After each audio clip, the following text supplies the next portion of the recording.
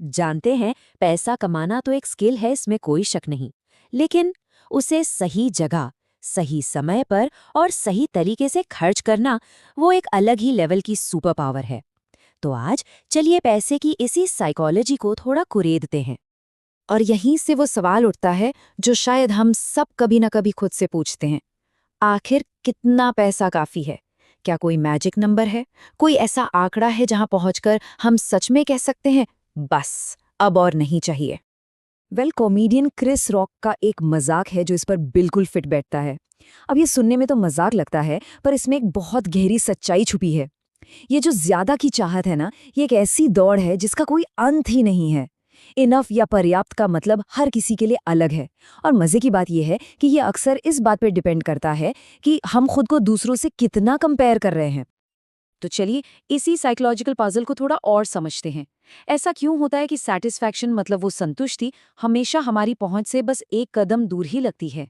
ये हमारी फितरत के बारे में क्या बताता है? रिसर्च एक बड़ी इंटरेस्टिंग चीज बताती है कि किसी इंसान के पास चाहे कितना भी पैसा हो, उन्हें हमेशा यही लगता है कि इनफ मनी मतलब पर्याप्त पैसा उनके पास अभी जितना है उसका लगभग डबल है। और ये बात $100 वाले पर भी लागू होती है और $100 मिलियन वाले पर भी। गोल पोस्ट हमेशा शिफ्ट होता रहता है। जैसे ही कोई अपने एक फाइनेंशियल गोल तक पहुंचता है, मान लीजिए एक नया घर खरीदना, दिमाग फौरन अगला और भी बड़ा लक्ष्य सेट कर लेता है। ये एक नेवर एंडिंग साइकिल है। तो सवाल ये है कि इस चक्र से बाहर कैसे निकलें? और इसका जवाब सरप्राइजिंगली और ज्यादा पैसा कमाना नहीं है, बल्कि इसका जवाब है एक ऐसी लाइफ बनाना जो दूसरी चीजों से भरपूर हो।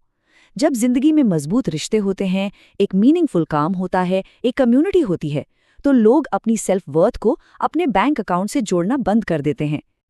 और ये हमें एक बहुत जरूरी सवाल पर ले आता है। अगर ज्यादा पैसा ही सोल्यूशन नहीं है, तो फिर हम गलती कहाँ कर रहे हैं? इसका जवाब एक बहुत ही इंपॉर्टेंट डिफरेंस को समझने में छिपा है। ये फर्क है अमीर और दौलतमंद होने के बीच। देखिए, अमीर होना वो है जो दिखता है, महंगी कारें, बड़े घर, ये सब दूसरों को दिखाने के लिए होता है। लेकिन दौलतमंद या वेल्दी होना वो है जो छुपा हुआ है। ये बैंक में रखा वो पैसा है, वो इन्वेस्टमेंट्स हैं जो असल में आज़ादी देते हैं। तो इन शॉर्ट, अमीर होना अटेंशन खींचता है, जबकि दौलतमंद होना फ्रीडम देता है। इस बात को एक किस्सा बहुत अच्छे से समझाता है। एक वैलेट वर्कर ने एक अमीर आदमी को ये कहते हुए सुना था, उसने वो कुर्सी अपनी खुशी के लिए नहीं खरीदी थी, बल्कि इसलिए खरीदी क्योंकि उसे लगा कि एक अमीर आदमी से लोग यही एक्सपेक्ट करते हैं। तो अमीर होने का मतलब अक्सर समाज की इन बाहरी उम्मीदों के जाल में फंस जाना भी होता है।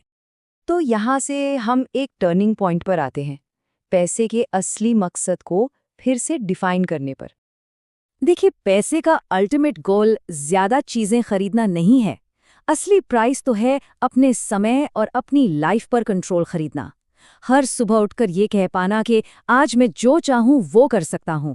असली दौलत यही आज़ादी है। तो ठीक है, पर इस आज़ादी को प्रैक्टिकली मेजर कैसे करें? इनफ को डिफाइन कैसे करें? इसके लिए लेखक स्कॉट गैलोवे एक बड़ा सिंपल फ्रेमवर्क देते हैं।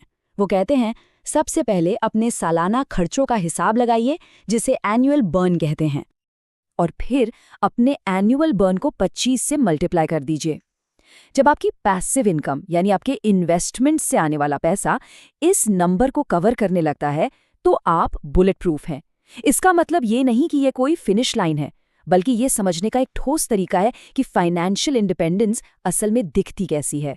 जब आपके इन्वेस्टमेंट्स आपके खर्चे संभाल रहे हों, तब काम एक जरूरत नहीं बल्कि एक चॉइस बन जाता है। तब आप असल में आज़ाद हैं। तो अगर सच्ची दौलत आज़ादी है, तो इस आज़ादी के साथ जिया कैसे जाए? इसका जवाब छिपा है इंटरनल स्कोरकार्ड के आइडिया में। मतलब उस एक ऑडियंस के लिए जीना जो सबसे ज्यादा मैटर करती है, खुद। वॉरेन बफे का एक सवाल है जो इस इंटरनल वर्सेस एक्सटर्नल स्कोरकार्ड के आइडिया को बिल्कुल क्रिस्टल क्लियर कर देता है। सवाल ये है कि क्या कोई दुनिया का सबसे महान लवर बनना चाहेगा, पर दुनिया उसे सबसे खराब समझे, या फिर दुनिया का सबसे खराब लवर बनना चाहेगा, पर दुनिया उसे सबसे बेहतरीन समझे? सवाल बड़ा सिंपल है, क्या कोई दूसरों की राय के लिए जीता है या अपनी सच्चाई के लिए? 1968 की गोल्डन ग्लोब रेस की ये कहानी इस आइडिया को और भी पावरफुल बना देती है। 2 नाविक थे, डोनाल्ड क्रोहर्स्ट जो एक्सटर्नल स्कोरकार्ड के लिए खेल रहे थे। उनका गोल था रेस जीतकर पब्लिक ग्लोरी पाना। उन्होंने दूसरों को इम्प्रेस करने के लिए अपनी प्रोग्रेस के बारे में झूठ बोला और आखिर में निराशा में समुद्र में ही उनकी मौत हो गई। दूसरी तरफ थे बर्नार्ड मॉन्टेसियर, जो इंटरनल स्कोरकार्ड के लिए जी रहे थे। वो जीत के बहुत करीब थे, पर उन्होंने रेस छोड़ दी अपनी आत्मा को बचाने के लिए, और उन्हें मिली सच्ची शांति और एक पर्पसफुल लाइफ। एक ने दुनिया के लिए खेला और दूसरे ने खुद के लिए। तो क्रूशियल पॉइंट क्या है? सबसे बड़ी फाइनेंशियल एसेट किसी को भी इम्प्रेस करने की ज़रूरत महसूस न करना है। जब किसी को कुछ प्रूव करने की नीड नहीं होती तो डिज़ायर्स अपने आप कम हो जाती हैं और जो कुछ भी पास है उसी में सेटिस्फैक्शन मिलता है। तो चलिए इन सारी बातों को एक साथ लाते हैं और फाइनल टेकअवे पर आते हैं।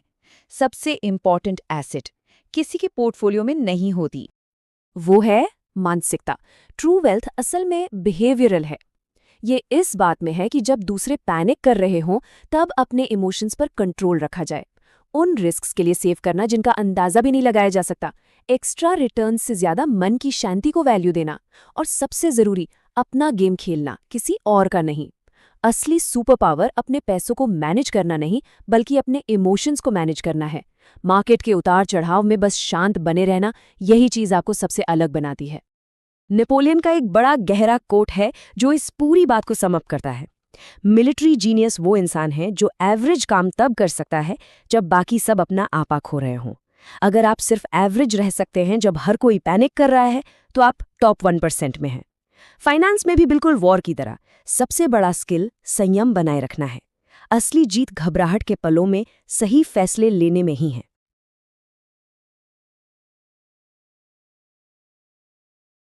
अगर आपको वीडियो पसंद आया हो तो लाइक, शेयर और सब्सक्राइब जरूर करें।